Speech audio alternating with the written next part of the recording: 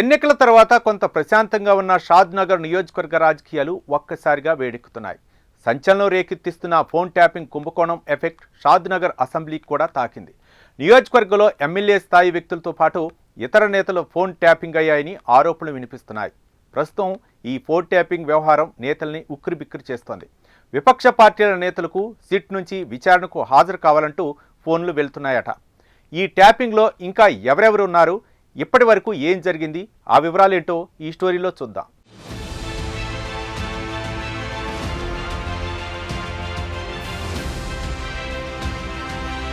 ఎన్నికల సమయంలో రాష్ట్ర వ్యాప్తంగా ఫోన్ ట్యాపింగ్ వ్యవహారం తెలుగు రాష్ట్రాలను షేక్ చేసింది. ప్రస్తుతం విచారణకు వచ్చిన ఈ కేసులో సంచలనం రేపుతోంది. షాద్నగర్ బీజేపీ నేత పాలమూరు విష్ణువర్ధన్ రెడ్డి ఫోన్ ట్యాపింగ్ వెలుగులోకి వచ్చింది. దీంతో నియోజకవర్గంలో ఇంకా ఎంతమంది నాయకులు, ప్రముఖుల ఫోన్లో ట్యాపింగ్ జరిగి ఉంటుందని అనుమానాలు వ్యక్తమవుతున్నాయి.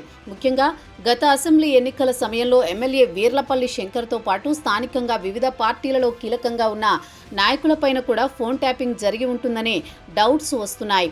అయితే షాద్నగర్ నియోజకవర్గంలో ఎన్నికలు చాలా ఆసక్తికరంగా జరిగాయి.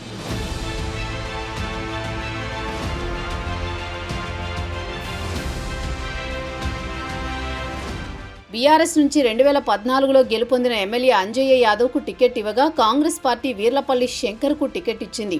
బీజేపీలో మాత్రం మొదటి నుంచి ఆశలు పెట్టుకున్న పాలమూరు విష్ణువర్ధన్ రెడ్డిని పక్కన పెట్టి అందే బాబయ్యకు టికెట్ ఇవ్వడం జరిగింది.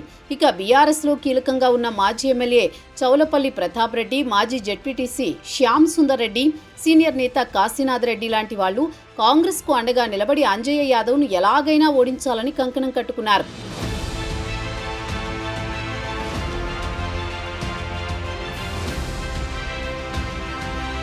మరోవైపు పాలమూరు విష్ణువర్ధన్ రెడ్డి బీజేపీ నుంచి తప్పుకొని ఒక పార్టీ సింబల్ మీద సింహం గుర్తుతో పోటీకి దిగారు. మరో నేత శ్రీవర్ధన్ రెడ్డి టికెట్ ఆశించినప్పటికీ బీజేపీలోనే ఉంటూ అందే బాబయ్య గెలుపు కోసం కృషి చేశారు.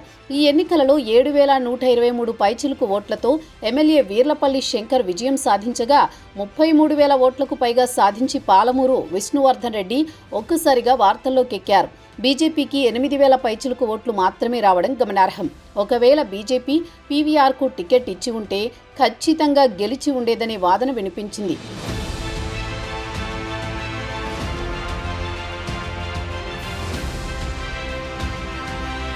అయితే ఇక్కడి రాజకీయ చిత్రాన్ని పూర్తిగా తెలుసుకునే ఉద్దేశంతోనే ఫోన్ ట్యాపింగ్ జరిగి ఉంటుందని అనుమానాలు ఇప్పుడు వ్యక్తమవుతున్నాయి. ప్రస్తుతం ఫోన్ ట్యాపింగ్లో బాధితుడిగా పాలమూరు విష్ణువర్ధన్ రెడ్డి పేరు తెర మీదకొచ్చింది. దీంతో మిగతా నేతలపై కూడా నిఘా ఉండి ఉండవచ్చు అన్న అనుమానాలు బలపడుతున్నాయి. అప్పటి అధికార పార్టీకి చెందిన అంజయ్య యాదవ్ను మినహాయిస్తే ప్రస్తుత ఎమ్మెల్యే వీర్లపల్లి శంకర్ ఫోన్ను కూడా ట్యాపింగ్ చేసి ఉండవచ్చు అనే డౌట్ వస్తోంది.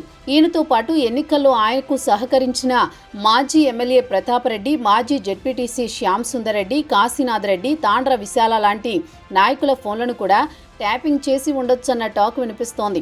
ఇక భారతీయ జనతా పార్టీలో కూడా అభ్యర్థి అందే బాబయ్య, అతనికి సహకరించిన కీలక నేతల సమాచారం సేకరణ కూడా ఫోన్ల ద్వారా తెలుసుకుని ఉంటారని చర్చ జరుగుతోంది.